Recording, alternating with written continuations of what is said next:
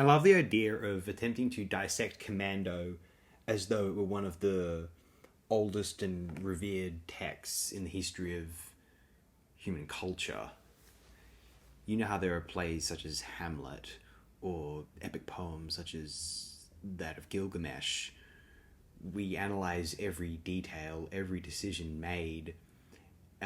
We attempt to speculate upon every extrapolation we can make about the plot, the purpose of trying to configure everything that's happening within the storyline in every frame as part of some wider, profound series of choices.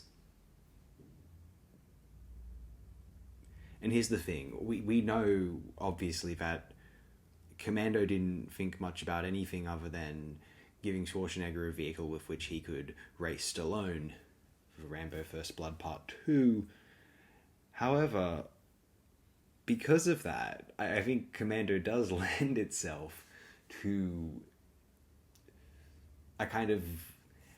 try to speculate upon the world wherein that Commando takes place within. Imagine Commando as a novel. You're thinking, what is the purpose of all of this? The purpose of all of this is to have Schwarzenegger find his way into these violent action sequences. One-liners, bloody murders in a garden shed. It gets really silly.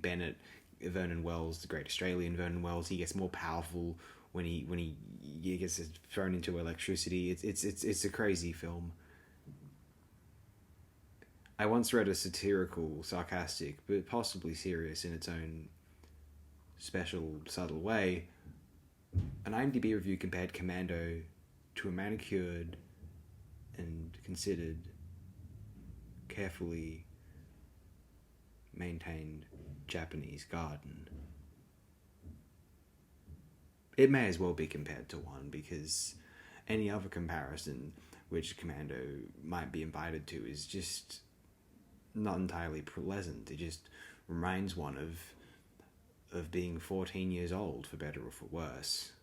There's a time and a place for that, obviously. Possibly not as good as Antonio Margheriti's homage of that same year, Commando Leopard, which, if nothing else, featured the legendary Klaus Kinski, and Klaus Kinski does some of the machine gunning in the film toward the end as well, wearing a nice dashing white suit at that. Commando is a novelty piece of fun that people look at and kind of snicker at now, but at one time it was serious mainstream entertainment. Actually, that's hard to imagine. I think people snickered at it back in 1985 as well. Or at least I kind of hope so. How can you enjoy this movie and not do so? That's the only way one could, right? One of the most shameless films ever made, a possible inspiration to all of us.